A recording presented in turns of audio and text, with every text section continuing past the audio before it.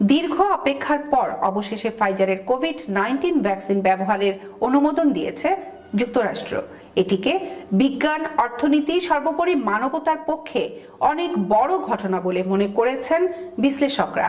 এমন মাইলফলককে দাঁড়িয়ে কোষাগারে অর্থের ঢল নামার স্বপ্ন দেখতেই পারেন উৎপাদকরা।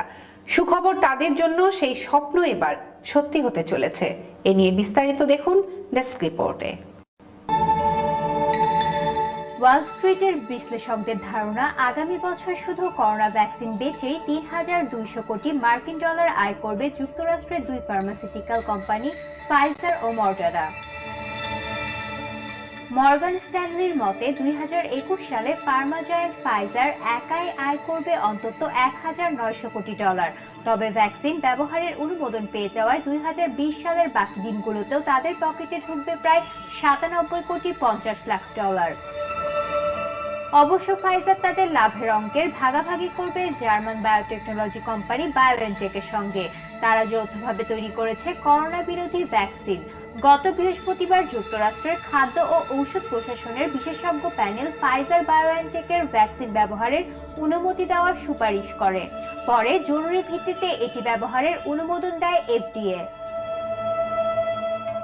যুক্তরাষ্ট্রের আগে অবশ্য যুক্তরাজ্য, কানাডা, বাহরাইন ও সৌদি আরব ফাইজারের ভ্যাকসিন ব্যবহারের অনুমোদন দিয়েছে। শুধু ২০২১ সাল জুড়েই নয়, পরের ২ বছরও বিপুল অঙ্কের লাভের আশা করছে ফাইজার কর্তৃপক্ষ। তাদের বিশ্বাস, সারা বিশ্ব করোনায় টিকাদান কার্যক্রম চালিয়ে গেলে ২০২২ ও ২০২৩ সালে আরও ৯৩০ কোটি ডলার আয় হবে তাদের। করোনার ভ্যাকসিন আবিষ্কার আর তা থেকে বিপুল অর্থ আয়ের দ্বার প্রান্তে থাকলেও ফাইজারের শেয়ারের দর খুব একটা বাড়েনি, কারণ আগে থেকে তারা দানবাকৃতির প্রতিষ্ঠান। চলতি বছরে তাদের শেয়ারের দর বেড়েছে মাত্র ১২%, যা যুক্তরাষ্ট্রের প্রধান শেয়ার বাজার S&P 500 এর মোট অর্জনের চেয়েও কম।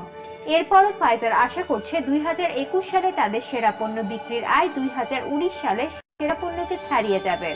গত বছর নিউমোনিয়ার একটি ভ্যাকসিন বিক্রি করে ফাইজার আয় করেছিল প্রায় ৫৮০ কোটি ডলার।